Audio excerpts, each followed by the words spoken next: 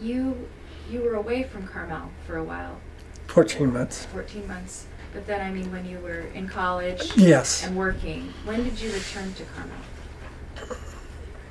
Well, when did we return to Carmel? Well, I returned often to see, of course, to see my parents, and when in college, would spend the first summer working here, and I think that was the summer with Hugh Smith's Tree Service, and then after that I was on midshipman cruises.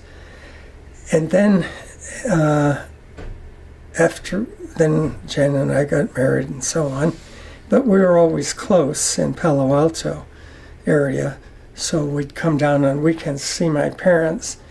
But then we moved here full-time in 2002. We stayed in an apartment for a year or two just to see if Jan would like it. We had all our friends up at, we lived on campus, and a lot of friends, and Jan was involved with this Children's Hospital Auxiliary and so on. And that was going to be a big move, but she decided she liked it. So we had this old house that we sold our house at Stanford and did exactly, except for a few $100,000, paid for the new house. Over those years, kind of coming to visit on the weekends and then coming back as a full-time resident, do you feel that Carmel has changed significantly? What kind of changes have you seen over the years? Well, it's it's kind of jarring to see the non-pine trees in town, particularly the pine trees we used to have.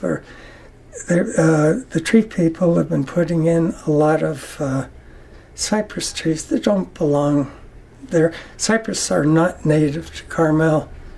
And also now there's about 400 or so redwoods they're putting in. And here's Shotzi Heron. She grew up in Carmel. She's going to be there this afternoon too.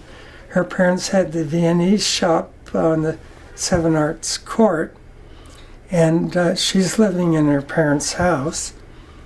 And the people below are building a house. And then in the city property, they planted a redwood tree. Everybody from community on down used to see the ocean. In fact, you could look at the old photos. It was beautiful. You know, it's not necessarily beautiful blocking everybody's outlook of the ocean. That's what I miss most of all. And then the dunes, of course, you know, there's a lot of us fighting to restore those with Joey. And it's just been hard because we run up against the trees. I love trees. They're wonderful. Mission Trail Park was a beautiful place. It's overrun now. And then you used to be able to, leaving Carmel, see the beautiful San Lucia's arching down to Point Lobos. There's a huge redwood tree going up, and it's going to block the view even more and more of the mission. And then all the cypress planted behind the mission totally blocked the view beyond. And it's that's what I miss, is the openness that we had. And as the pine grew, you can see between them. And live oak, that was another thing we did as kids. We would climb from one oak tree to then we play tag. And you could go between the branches from one oak tree to another. But if you were going to go to another oak tree, you had to step on wood in between. So that was a silly game we played. But that was just on around 4th and where Lincoln doesn't go through. There's a little bridge there. there were no homes in what I call the 4th Avenue Canyon, which reaches from way up at the statue, and then goes all the way down. And it used to go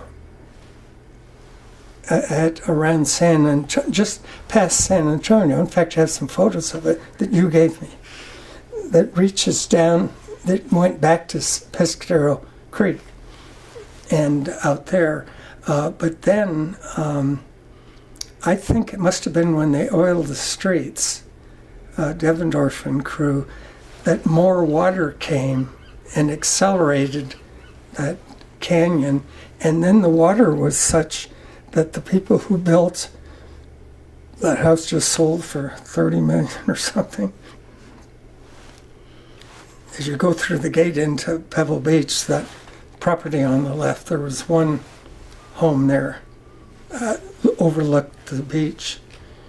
And I think that they may have diverted the canyon water that way. Or it was going down through the dunes, which is how the they diverted it from going down the Pescadero Canyon and diverted it into the dunes where it largely sank. But then the oak acorns came, and that's why those acorn trees are there. It wasn't long after that, probably around the 20s, that they put in the pipe, so it goes all the way through now, the creek, 4th Avenue Creek. I just made that name up. And if you look up at the top there, you'll see that there are springs that come up there. And I think that's how that canyon got started in the first place. And why there are springs in odd places, like right here. And here we used to play because it's just filled with berry bushes.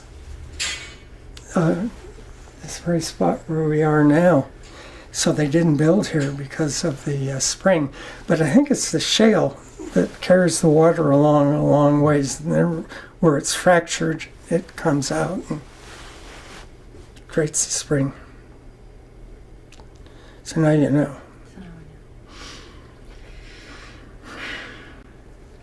Anything else in Carmel that's changed that you, besides the trees? Well, there had to be about 4 or 5 grocery stores.